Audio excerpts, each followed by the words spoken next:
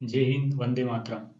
Hopkins लिखते हैं, अब वह समय आ गया जब विज्ञापन निर्माण कुछ विशेष लोगों के हाथों में होने से विज्ञान के स्तर पर पहुंच रहा है।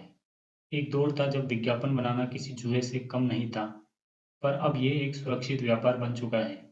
यह सचमुच गौरव की बात है, लेकिन आखिरकार ये बात सामने आई कि हॉपकिंस द्वारा बनाए गए दो नियम काफी नहीं है। एक तीसरा नियम भी है जिसके बिना लोगों के अंदर आदत विकसित करना संभव नहीं है।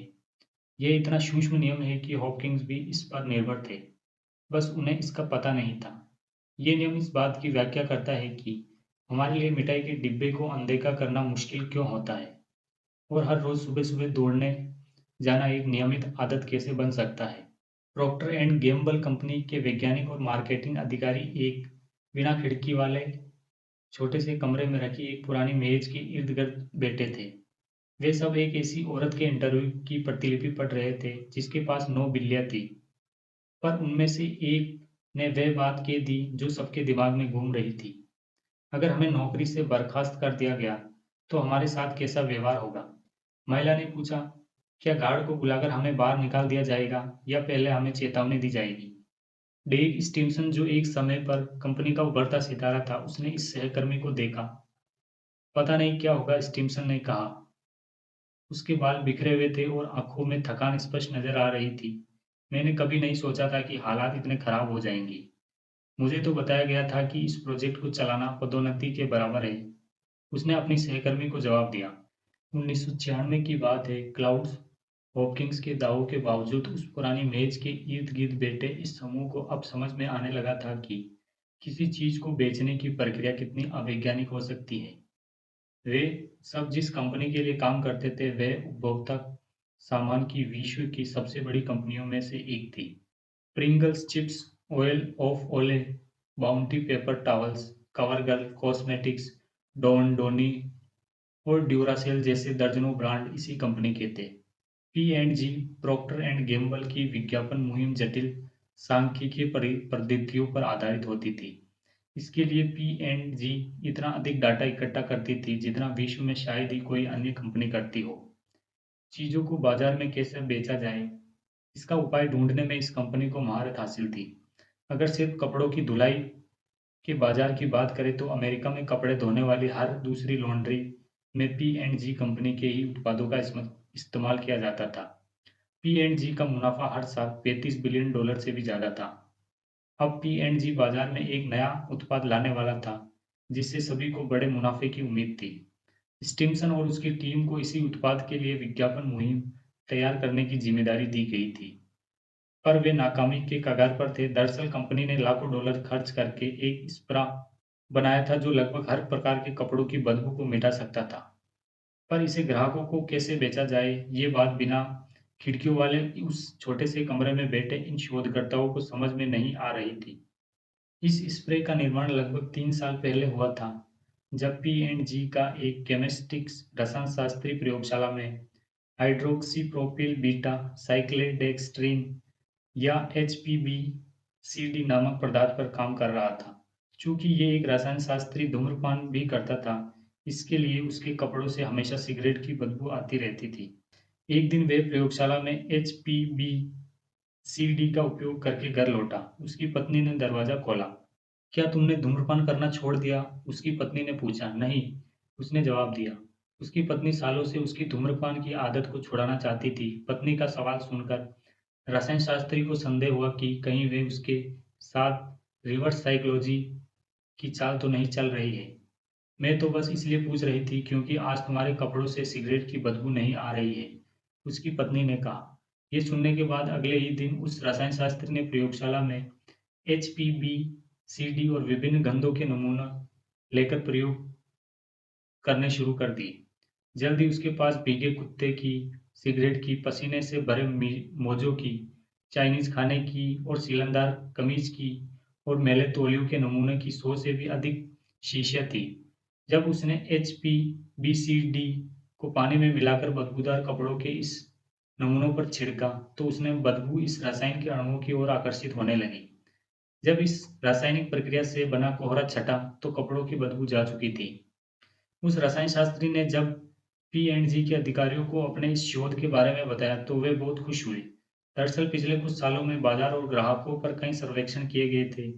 इन सर्वेक्षणों के परिणामों से ये स्पष्ट हो चुका था कि अब ग्राहक कोई ऐसा उत्पाद चाहते हैं जिससे कपड़े की बदबू छिपने के बजाय पूरी तरह समाप्त हो जाए। शोधकर्ता के एक समूह ने ग्राहकों का इंटरव्यू लेने पर पाया कि रात में शराब खाने या किसी पार्टियों में जाने वाले अधिकतर लोग अगले दिन सुबह अपने उन कपड़ों को धूप में रख देते हैं जिन्हें पहनकर वे वहां गए थे। एक महिला बताती है कि मेरे कपड़ों में अक्सर सिगरेट की बदबू आने लगती है, पर मैं हर बार किसी पार्टी से लौटने के बाद अपने कपड़ों को ड्राई क्लीनिंग का खर्च नहीं उठाना चाहती। पी&जी ने मौके का फायदा उठाया और एक गोपनीय परियोजना शुरू की, जिसका उद्देश्य था एचपीबीसीडी को एक व्यावहारिक उत्पाद के रूप में विकसित करना, जिसे बाजार में बेचा जा सके। कंपनी ने लाखों रुपए खर्च करके एक रंगहीन और गंधहीन पदार्थ बनाया जो लगभग हर तरह की बदबू को पूरी तरह नष्ट कर सकता था। इस स्प्रे को बनाने के लिए जिन वैज्ञानिक पद्धतियों का उपयोग किया गया, वे इतने उच्च स्तर की थी कि बाद में अमेरिका की स्पेस एजेंसी नासा ने अंतरिक्ष से लौटे अपने यानों की सफाई में इसी का उपयोग किया। सबसे अच्छी बात यह थी कि इस स्प्रे की लागत बहुत कम थी और इसे किसी भी चीज पर डालने पर ये कोई दाग धब्बे नहीं छोड़ता था। ये स्प्रे बदबूदार फर्नीचर से लेकर पुराने कपड़ों और कार के अंदर तक की बदबू को समाप्त करने में सक्षम था। कंपनी के लिए ये परियोजना एक बड़ा दांव खेलने जैसी थी, पर बाजार के लिहाज से व्यावहारिक उत्पाद बनाने में सफलता हासिल करने के बाद अब पी&जी इससे अरबों डॉलर कमाने के लिए पूरी तरह तैयार थी। अब अगर उन्हें जरूरत थी तो केवल एक अच्छी प्रभावशाली विज्ञापन मुहिम की। पी&जी ने अपने स्प्रे का नाम रखा फेब्रिज। जो समूह इसकी विज्ञापन मुहिम चलाने वाला था उसका नेतृत्व करने की जिम्मेदारी स्टिम्सन को दी गई, जो उस समय मात्र 31 साल के थे। स्टिम्सन विश्लेषण प्रतिभा संपन्न व्यक्ति थे और उन्हें गणित व मनोविज्ञान का अच्छा ज्ञान था।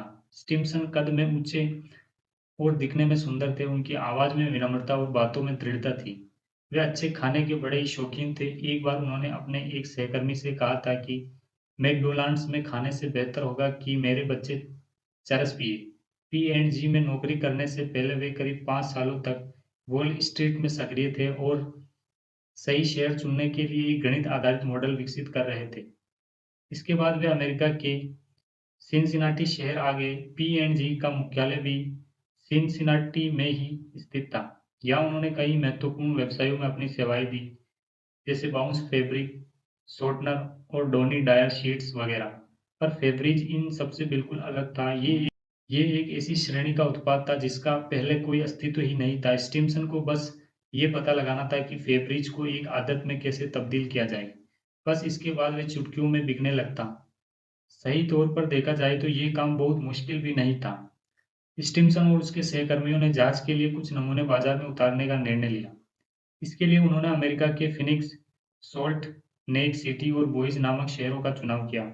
उन्होंने इन 3 शहरों में जाकर लोगों को फेब्रिज के मुफ्त नमूने बांटे और साथ ही इन मुफ्त नमूनों की उपयोगिता परखने के लिए उन लोगों के घर आने की अनुमति भी ले ली। अगले 2 महीनों में स्टिम्सन और उसके साथी 100 से भी अधिक लोगों के घर गए। उन्हें अपने उत्पाद का असली प्रभाव पहली बार तब देखने को मिला जब वे एक महिला के घर पहुंचे। यह 27 वर्षीय महिला एक पार्क रेंजर विशाल पार्क की निगरानी करने वाला का काम करती थी और अकेली रहती थी। पार्क रेंजर के तौर पर उसका काम था रेगिस्तान के बाहर निकल आए जानवरों को पकड़ना। इन जानवरों में भेड़िए, रकून और कभी-कभी तो पहाड़ी तेंदुए तक शामिल होते थे। पर वहाँ सबसे ज्यादा मात्रा में स्कंक नामक जानवर पाया जाता था जो पकड़े जाने पर अक्सर पार्क रेंजरों पर पेशाब कर देता था। जब स्टिम्सन और उसके सहकर्मी इस पार्क रेंजर महिला के घर गए तो उसने उन्हें अपनी कहानी बताई। मैं अविवाहित हूँ, पर मैं चाहती हूँ कि मेरा भी कोई जीवन साथी हो जिसके साथ मैं घर बसा सकूँ। मैं चाहती हूँ कि मेरा भी एक भरा पूरा परिवार हो। इसके लिए मैं अक्सर डेट्स पर जाती रहती हूँ और मेरा मानना है कि मैं आकर्षक और समझदार दोनों हूँ। मुझे लगता है कि मुझमें इतनी खूबियाँ तो है कि मैं लोगों को पसंद आ सकूँ। इसके बावजूद जीवनसाथी के मामले में उसे आज तक निराशा ही हाथ लगी। उस महिला के अनुसार ऐसा इसलिए था क्योंकि उसके जीवन की हर चीज से स्कंक नामक जानवर की बदबू आती थी।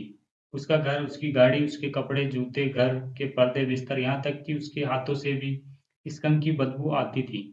इससे निपटने के लिए कई तरीके अपनाकर देख चुकी थी। उसने कई अलग-अलग तरीके के साबुन और शैम्पुओं का इस्तेमाल किया। सुगंधित मोमबत्तियाँ खरीदी, घर का कालीन साफ करने के लिए महँगी मशीनें खरीदी, पर इतना कुछ करने के बाद भी उसे स्कंक की बदबू से छुटकारा नहीं मिला।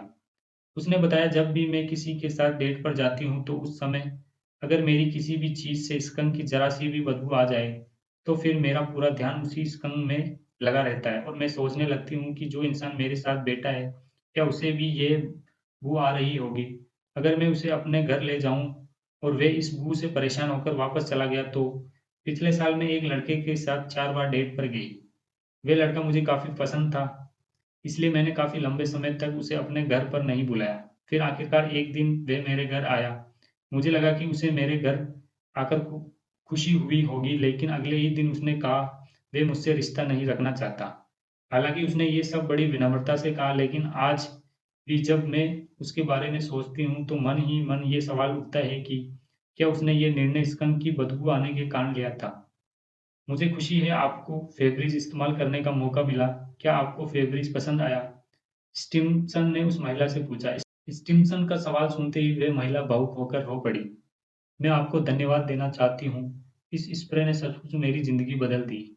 वे भावुक होकर बताने लगी। वह महिला 2 महीने पहले फेब्रिज का नमूना घर लेकर आई थी। उसने घर के पर्दों, कालीन, बिस्तर, सोफे के साथ-साथ अपने कपड़ों, यूनिफ़ॉर्म और गाड़ी के भीतरी हिस्सों पर भी फेब्रिज छिड़का। पहली बोतल खत्म होने पर वे बाजार से दूसरी बोतल ले आई और बाकी बची चीज़ों पर भी फेब्रिक छिड़क दिया। उसने स्टिम्सन को बताया कि इसके बाद उसने अपने सारे दोस्तों को घर पर बुलाया। किसी को भी स्कंक की बदबू नहीं आई। आखिरकार मुझे इस तकलीफ़देह बदबू से छुटकारा मिल गया। ये सब बताते हुए वह भावुक होकर इतना रोई कि स्टिम्सन का एक सहकर्मी उसका कंधा सहलाने लगा। उसने स्टिम्सन और उसके सहकर्मियों को धन्यवाद देते हुए कहा, "आपका बहुत-बहुत धन्यवाद। मैं बता नहीं सकती कि मैं अब कितना मुक्त महसूस कर रही हूँ। ये स्प्रे वाक़ई बहुत महत्वपूर्ण चीज़ है।" स्टिम्सन ने एक गहरी साँस ली। उन्हें वहाँ किसी भी तरह की बदबू नहीं आई। अब वे समझ चुके थे कि फेब्रिज से उन सबको बहुत मुनाफ़ा होने वाला है। जय हिंद, वंदे मातरम।